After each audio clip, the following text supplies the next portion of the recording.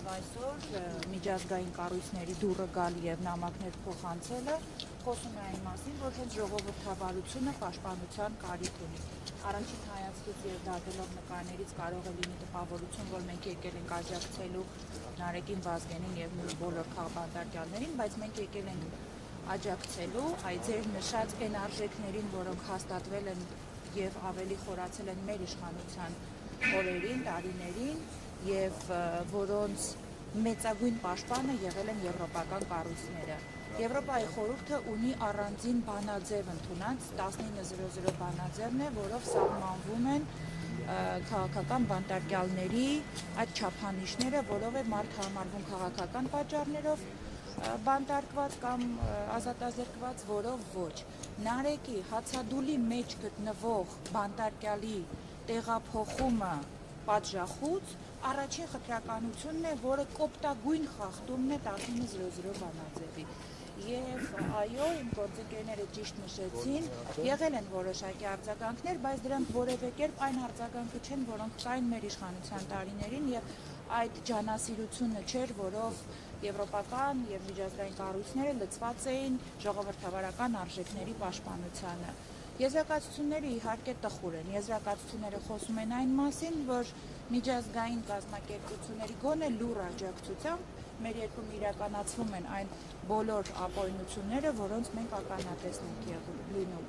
Ես վստահ եմ, որ դուք հարցնելու եք իմաստը այս ակցիաները անելու, որպես միջազգային կազմակերպությունների հետ աշխատած մարդ, ես վստահ եմ, որ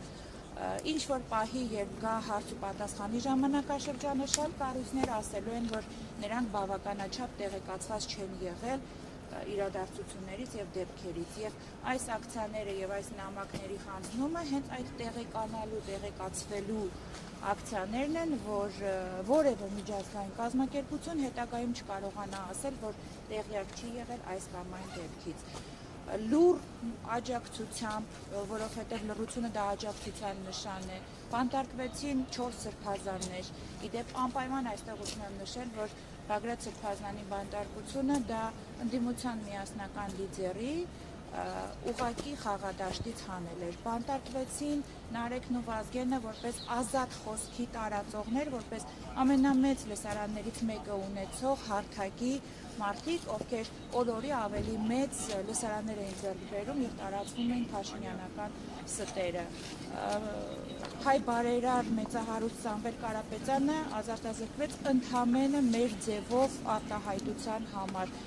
Այսպիսի բան, ես ներողություն եմ խնդրում, եթե որոշ մարդկանց անուններ չեմ նշում, որովհետև իրոք աննախադեպ շատ են քաղաքական բանտարկյալները այսօր Հայաստանում, բայց սա տեսնելը եւ լռելը հանցակից լինել է նշանակում։ Մենք այսօր օգնության ձեռք ենք մեկնում միջազգային կազմակերպություններին, որպեսզի նրանք չլինեն այս հանցագործության մի մասը եւ կարողանան միջամտություններ անել։ Ամենաքիչ բանը, ինչ նրանք այսօր կարող են անել, Նարեկ Սամսոնյանին այցելելն է, նրա առողջական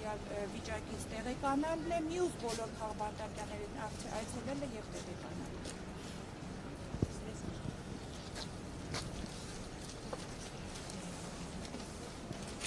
Սիրելի ներկաներ, ինչպես նշվեց, մենք շարունակում ենք մեր միջոցառումները, այս պայն մենք գտնում ենք Հայաստանյան ՄԱԿ-ի գրասենյակի առջև, եւ ինչպես նշվեց,